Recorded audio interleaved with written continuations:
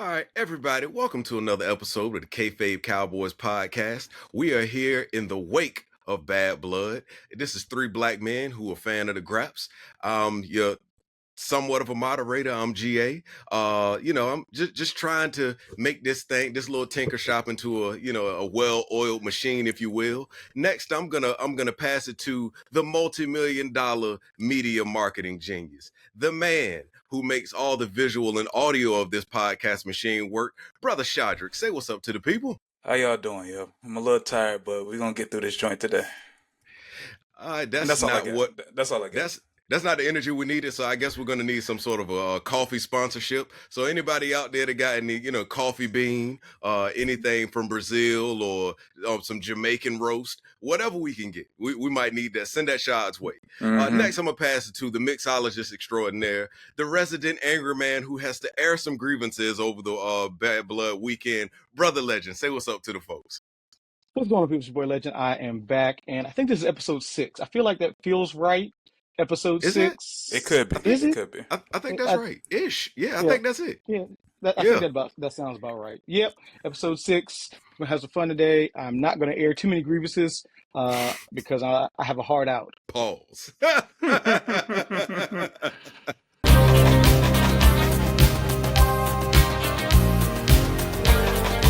of the episode might be harder. Oh my goodness! Wow. Grand opening, grand closing.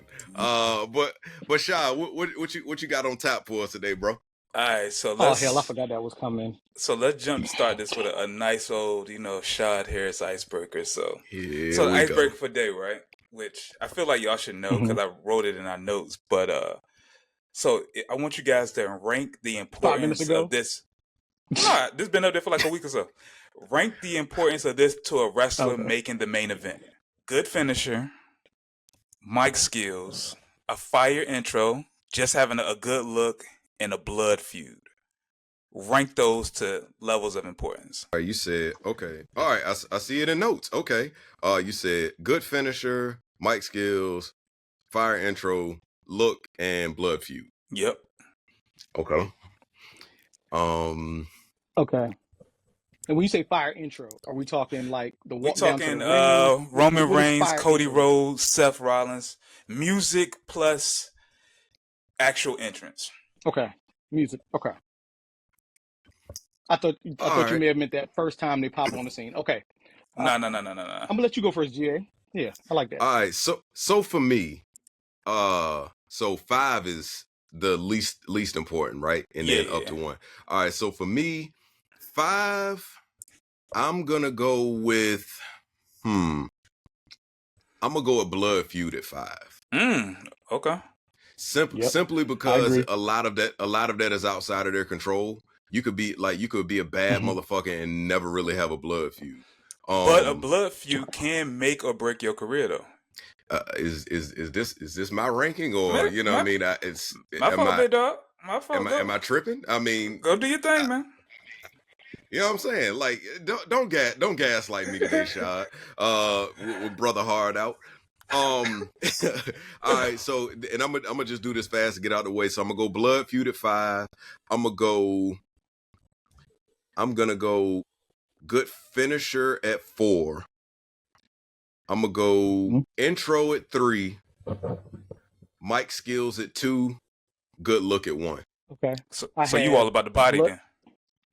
I think when I view the wrestlers who are who are the most over in my favorites growing up, they had a really good look. Their look matched their gimmick. Not so much that they were like Paul's a good looking man. The entire look of their presentation was good. Like a guy like The Undertaker. Vince McMahon. You know what I mean? Like he's a big handsome son of a bitch. You know what I mean? Like the Undertaker wasn't, he wasn't like GQ Man of the Year, but he had a good look for his gimmick. You know what I'm saying? Okay. HBK, he was the Heartbreak Kid. Like he was the Playboy. Like everything that You're went with that not gimmick allowed to mashed. reference I'm him not, anymore. but HBK is my favorite of all time. I Like, don't care. You know how we started this, and I stand on and that. and Sorry. and lastly, you know what I mean, somebody like Stone Cold Steve Austin, he had a great look for his gimmick. He was the everyman. He, you know, everything, he embodied everything about his gimmick. So good look for me is at one. But to argue against that, Stone Cold's look was very basic. It was black trunks, black boots, black knee pads. Hey, So was it that really a matched. good look? Yes, I it was. guess. I mean, Okay. it was a good, because like, what if he presented himself as a badass and he came out there in pink tights? You know what I'm saying?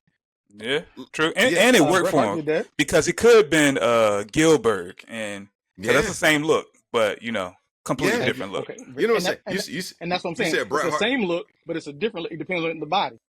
You said Bret Bret Hart came was a out in pink, badass in right? pink. But Bret Yeah. wasn't, you know what I mean? Bret wasn't Stone Cold. He wasn't that gimmick. He wasn't a badass Okay. from Victoria, Texas. You know what I'm saying? Like that, you Got know you. what I I mean? got you. Like I got you. black trunks, like Mike Tyson. I'm gonna come out here in all black and I'm just here to knock heads off. So that's me. Okay. So, Legend, what about you, All man? right. What you got? Real quick, I've got Blood Feud being the number 5. I've got a good finisher being number 4. I've got a good look. See, now when you say good look, I'm thinking like the look of the person, because there's been some ugly champions. So that kind of throws me off based off of I mean, your it's subjective. It's definition. subjective. Because I'm just thinking like if we put the belt on Bronson Reed, that's not a good looking person at all, but he looks dangerous. So I I'm mean, gonna but go he good also look put at the belt 3. on Andre, Right. Which and that's is, an ugly yeah, nigga. okay. So good look at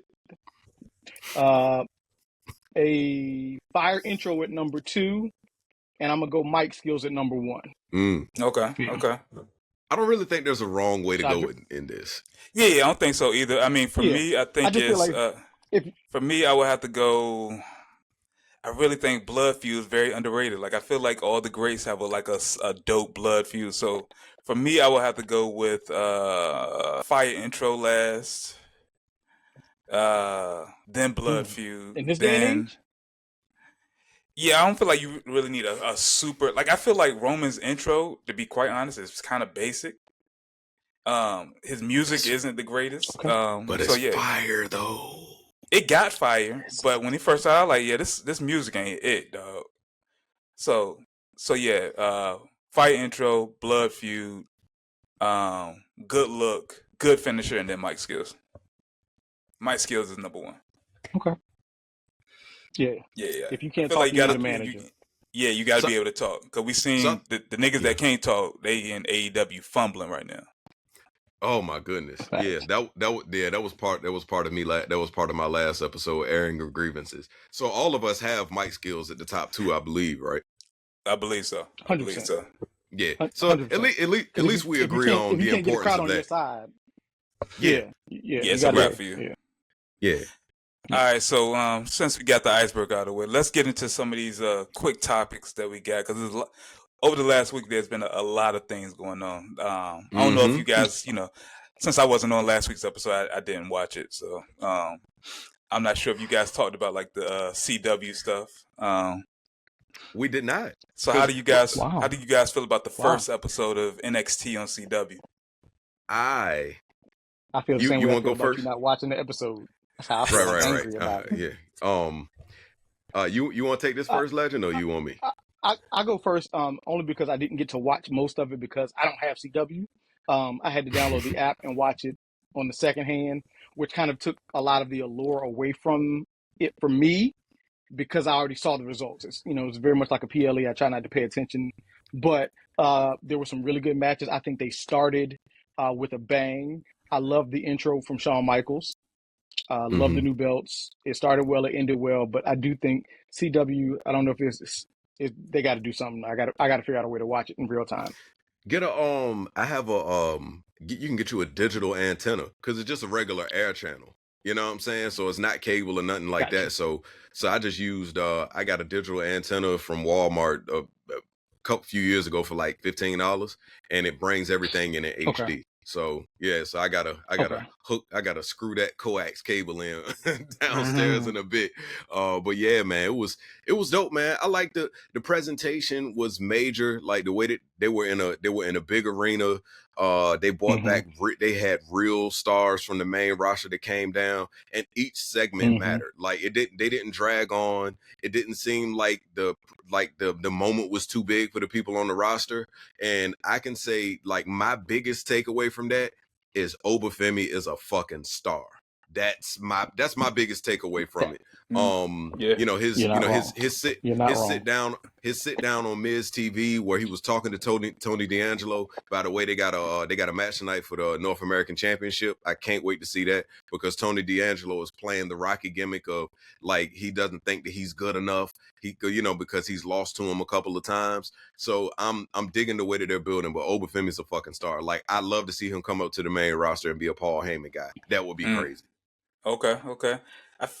I feel like the one thing that so overall I feel like NXT and CW was a good show. My one ick that I have is with the champion, Mr. Trick Williams. And it's because of his finisher. I feel like in his head, his finisher is like the V trigger, like Kenny Omega. But it looks nothing like that. It looks like just a big, tall, lanky nigga running and just putting up a knee. Like it don't look good. But I feel like in his head, it's a V trigger. Well, I like the way that he pulled it off last week. It don't you know how in in karate you have the the scissor kick or whatever? Like I don't even know exactly what it's called, but it's like you pull your first knee up. Yeah, it's like your first leg comes up and then the second one drives down. Like I was a real nigga in the streets. I ain't do karate, so. Hey man, shout out to Churchill Elementary after school special, nigga. I was a beast. But that the way that he delivered it last week was different than in weeks prior. So I think it might have been something that they touched on, pause, for him to polish up and get ready for big screen TV. So yeah, I mean I like it, and I love the fact that because I was a little upset that he lost the belt to Ethan Page, but I like Ethan Page's role in being the spoil. And then, like, having him have this big moment to be a big coronation in front of the big CW crowd. So I like that presentation. I mean, because Trick Williams looked like a nigga that could been on, like, All American or something like that. Like, he he could fit on one of those, like, CW shows. Like, yeah. And also tonight, because we're filming on Tuesday night. He's definitely a safe nigga. Yeah. That's what you call he definitely Spencer James or Jace. Yo, and also tonight you gotta make sure we tune in because you know me because the hood hottest is performing tonight on NXT, so everybody be ready for Miss Bow Bow Bow. St. Louis's own Sexy Red is performing tonight on the CW. So can we edit that out? Speaking of which, do they got Sexy Red on like a 1-year contract? Because she was up there last night too. She's on payroll at this point. She gotta be on payroll. You know, for real, like. My bias aside, because I love Sexy Red. And if she ever watches this, I'm the president of your fan club. But how many presidents are you? Like, hey man, I'm multifaceted, bro. I'm the real CEO. My apologies. But I feel like her segments actually she fits in well. It doesn't seem like she's like a fish out of water when she's up there interacting with the talent. So I like the little bit that she gets to do up there. And don't do that. We're not finna do that to Janae. I like her with the talent. Janae, wow. I like her with the talent. I don't like her as a standalone, like in the ring. When they first opened, that shit was pointless to me. Yeah. That's you know what I mean. But I like the fact that you know what I mean they're using the star power that she has currently in her in her run in pop culture. So I dig it. And they were in St. Louis last night. So sooner or later she gotta get in the ring though. Sooner or later she gotta get in the ring. I think she gonna take a bump. She gotta take a bump soon. Her and Jada Parker gotta be a tag team or something. Oh, that'd be crazy. Yeah, like because she did, snatch the belt from I forgot who she snatched the belt from when she came out there when she was with Javon Evans and Trick Williams. Like she snatched the belt from somebody, so she got involved. So I think eventually she might end up taking a bump or kicking somebody or punching a nigga, something like that. Let's move on because lip gloss popping. Yeah, because Jesus. All right, so this weekend was Bad Blood, and even though I wasn't like it was a 2-match card, but I feel like overall they is trying to make Bad Blood like a major event with the with the whole cinematic sequence between Cody and Triple H and Metro Boomin. Like, Mm-hmm. what do you say? He's like, Metro? Who the only fucking Metro you know? So we got that. Yeah. Oh, gotcha. We Yeah. got the intros. And so it just felt like they're trying to make it a major event. What y'all think? I think they're trying to make all of their PLEs a major presentation. Because I think the more attention that they could put on each PLE doesn't give a throwaway type of feel. Because in the past there'll be like something like Bad Blood in the past. I wouldn't have cared about it. Like I'd have watched it the next Right. day, It'd been a the throwaway. next Sunday morning while I'm drinking my coffee. But I like the way that they're giving presentation to really all their on-screen product right now. So I dig it. Someone said it, so these are not my words. They are making every PLE a weekend event. So you get your SmackDown on Friday, you have your PLE, then you have your Raw on Monday. They're trying to make everything have a connection. So I think that's kind of how they're running all of their events moving forward, because it allows you to have a continuation from Friday night into Saturday night, which leads into Monday, which could possibly lead into Tuesday as they get bigger and bigger. So, and to piggyback off that, do you feel like having these shorter cards where it's like a whole weekend? Do you feel like it makes the matches mean more, especially in regards to the mid card matches as well as the matches that might main event like that SmackDown or that Raw? So you don't feel like they mean a little bit more? Because last night we had Seth and not Seth, Gunther and Sammy. If that was on that pay per view, it might not have meant as more as main event in Raw. So main eventing Raw, when they switch to 2 hours, and we'll get to that momentarily, is different. But like for instance, I feel like that dumpster match could have been a PLE match. They went hard. That ladder match on Friday could have been on this PLE card. And I get you said, well, if you take that off of the show, then the show isn't as good. Well, fix your show too. You can do both. Yeah, it's kind of how I look at it. I think with the with the advent of them going to like different networks and shit like that, I think we could possibly be in store for stuff like this a lot, where there are like pay-per-view worthy matches that happen on TV.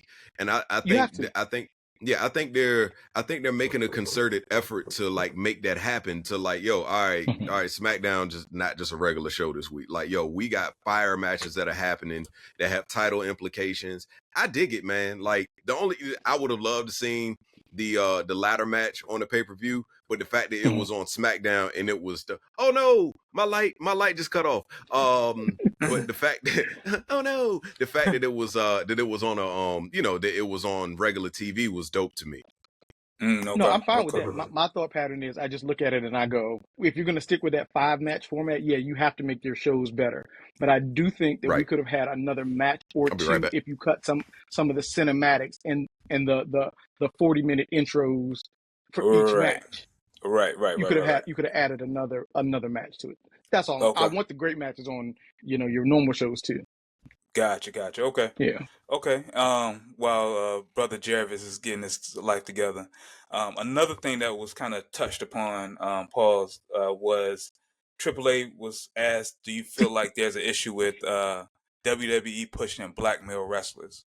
And I feel like I know the answer to this question amongst us all, but like, which black wrestler could make the most out of an opportunity right this second? Like they say tomorrow, like we're pushing black wrestlers. Which one will kind of stand out amongst the rest of them? I mean, that's an easy answer because based off of the results from SmackDown, it should be Montez Ford.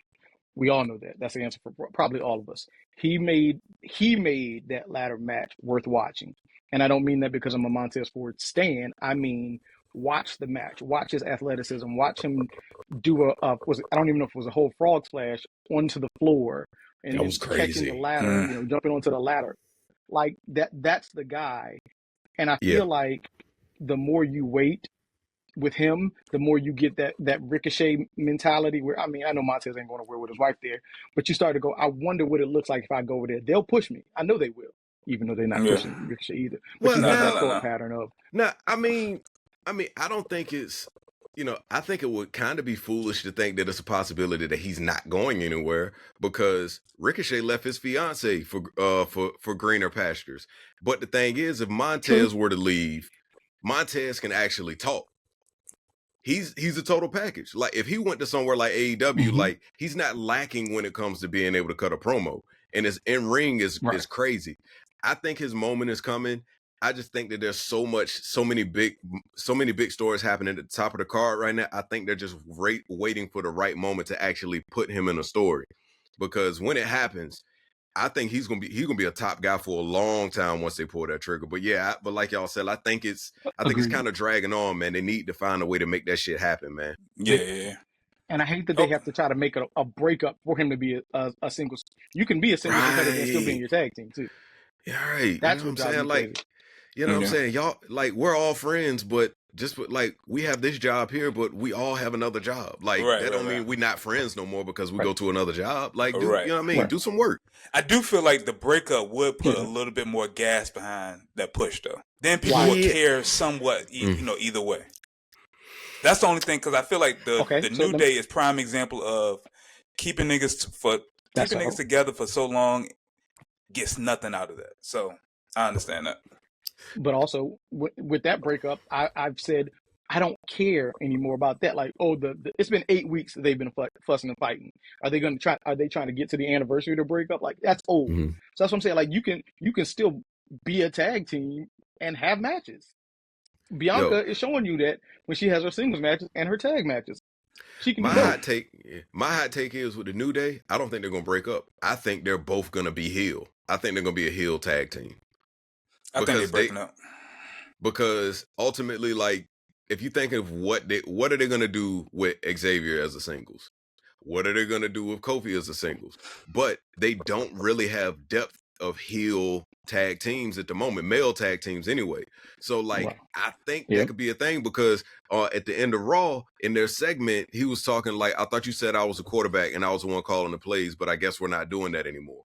So I think eventually Kofi's gonna come around to it and they're gonna go heel, and they gonna print money when they both go heel.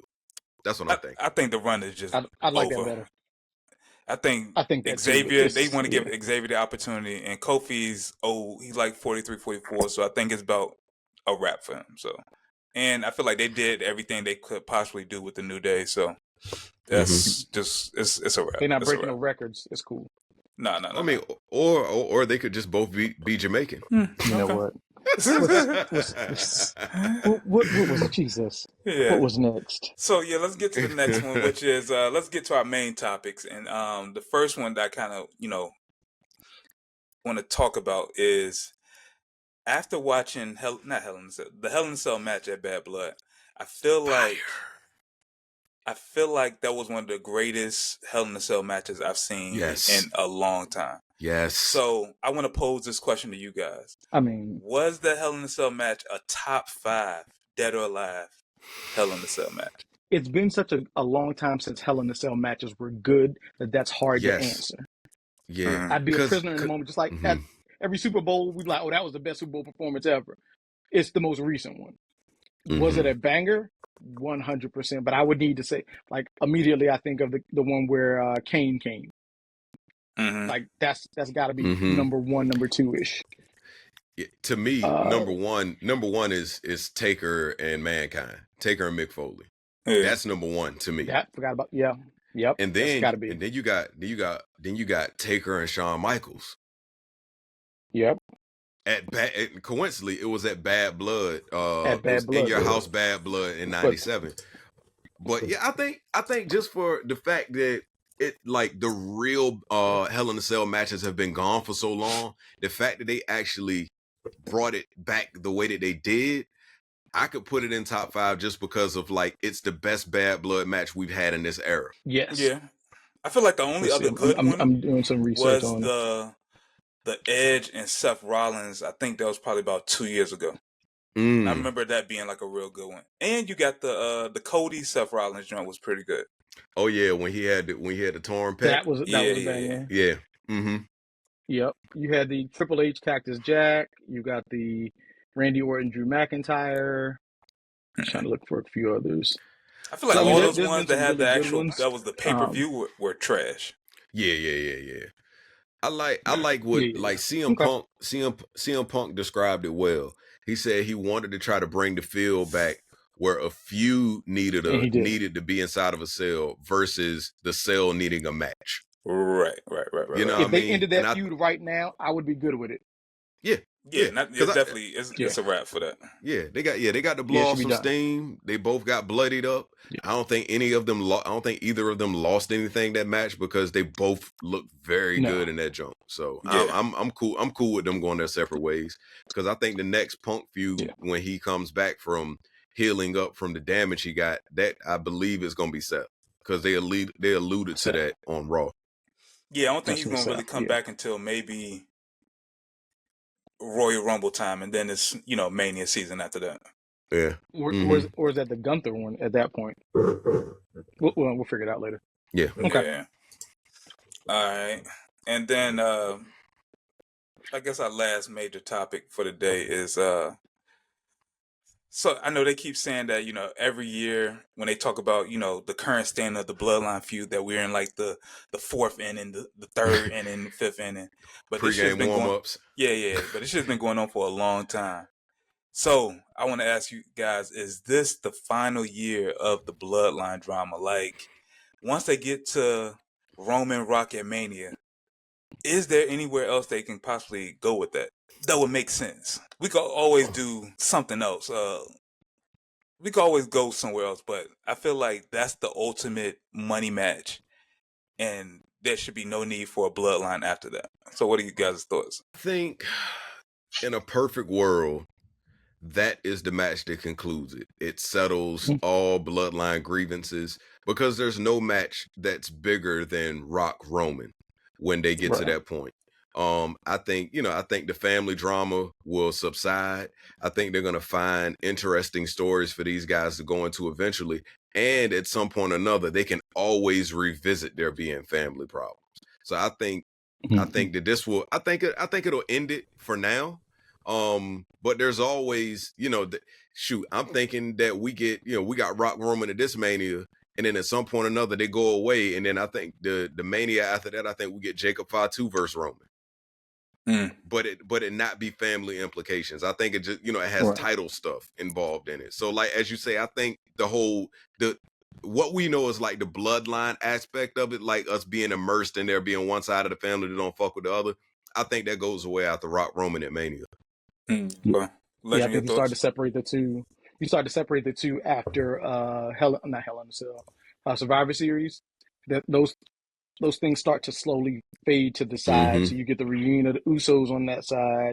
You get these the Tongans with their single runs potentially on two different shows to start to separate church and state. Rock's not going to be the infamous Rock's not going to be a full-time person. Whoever comes out after that will start to separate themselves. Maybe you add women to it, but it's not long. We got till Mania. Right.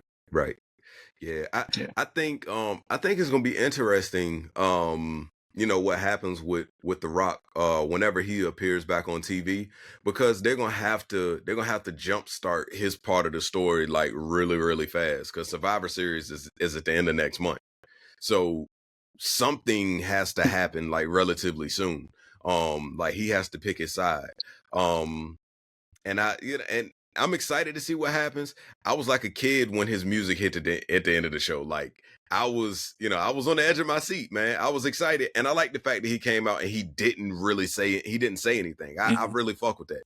I do. You said who had to pick their side? Rock.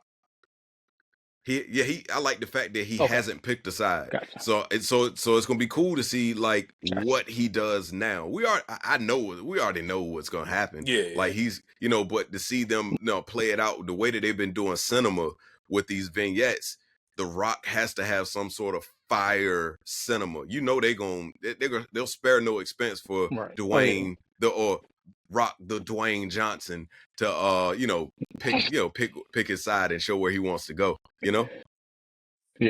I feel like I agree wholeheartedly. Yeah, I feel like it's gonna be dope because we all know where it's gonna lead to, like him aligning with Solo and all them. But to get there, I feel like it's gonna be something magical. So I'm pretty excited about that. But I just really like once the War Games aspect of it is done with, I feel like they have to go with Cody Rock at Rumble and then Rock Roman at Mania. But then after that, I really don't care, what else they do. Like, I definitely like the Tongans and Solo. I don't really care what they got going on. But Jacob, I feel like they need to protect him for something major that can happen, next year. He's the. I think he's going to be the next big thing because at this stage in Roman's career, like I know he was just in a movie, or he just filmed a movie that hasn't come out yet. So his Hollywood schedule might pick up soon, depending on what his his presentation is in that movie and how it's received.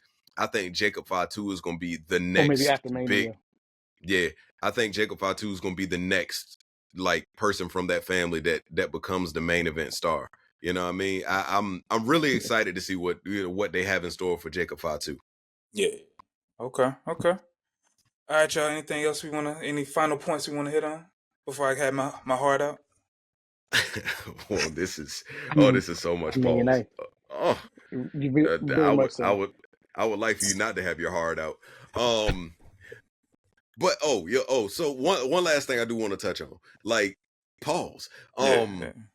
I love the way that they are very aware that anytime something is happening in clear view of fans, the fans are going to have their phones out recording. I like that it wasn't a WWE video of KO and Cody, like, fighting, in the backstage area or out of the, the loading dock or whatever. Right. I love that. We're going to set this segment up because we know fans are exiting right here. They're going to be watching. Somebody's going to put it on Twitter, and that's going to do the work for us. And even, and to even go more into that, they allow the fans to post a video of Solo talking to Jacob saying this is a part of the plan.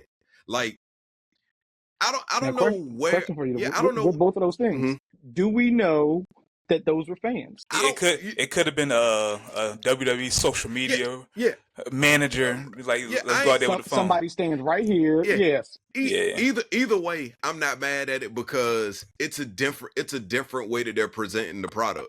Like, it's it's obvious. Like, how all of us get mad because like somebody like spoils the show for us or whatever. But I think the fact that they're playing into how greedy the fans are to be. I'm the first one. I caught this. I'm posting this. Yeah. Like, they're like, all right, we know y'all niggas gonna do it. Like, all right, do the work for us. And from a content perspective, it makes your fans a little bit more like locked into the product, especially just when they go to events. Involved. It'll make me want to go to an event and be like, all right, I'm gonna just wait out in the back, just kind of see if anything pops off. But it makes you like want to be like, okay, anything can possibly happen, So it's fantastic, man, and I love that it happened that way. I like that KO is actually about to be real KO, and we're gonna get KO doing KO things, and the fact that Cody's for now is gonna be separated from the Bloodline. I want to see what his title reign can be in a real story away from the Bloodline. Right. It might make me fuck with his title reign more than I do now, because right now I think his title reign is cheeks. Yeah, I don't think you will because you're a hater. No, I'm a hater. You know what I mean? Hey, I admit it. But I also can say that if he can pull off something meaningful away from the Anoa'i family, like, it might make me respect his title reign a little bit more. And also, shout out to my man Clay at work today. I was talking about my hatred for Hulk Hogan, and I coined I was like, I hate everything about him. I hate his red and yellow, because I had on red and yellow shoes today, and he said something about Hulkamania. And I also was like, I hate his skullet. So I'm coining the phrase skullet because he's a bald man with a mullet. I hate his skullet. I hate everything about Terry Bollea. I hate Hulkamania. I'm not eating my vitamins. I'm not a real American. Everything about Hulk Hogan, I hate it. I'm never going to Hollywood because I hate Hulk Hogan. I hope Terry Bollea trips down the stairs. I hope that all the bad things in life happen to him and only him. Fuck Hulk Hogan. Be a man, Hulk. Wow. All right. Yeah. I feel like we need to bring some of these ancillary characters that we all know that love wrestling. I feel like the time has come for us. So, we're gonna talk about it off mic, but I feel like we can branch out. people been itching to kind of get up here and talk to Graps with us. So okay, but we're gonna talk about that later. yeah, I think a good time to actually introduce that would be with going into Survivor Series. We could bring somebody on to the show. Yeah, we could talk about that. We could talk about that. All right, y'all. Y'all got anything else? No, I think we're good. Like we went beyond your heart out. So you know what I'm saying? 6 minutes. Yeah, wow. So I think we won. Okay. Hey, Legend, we won. You know what I'm saying? We beat the heart out. Hey yo. Well,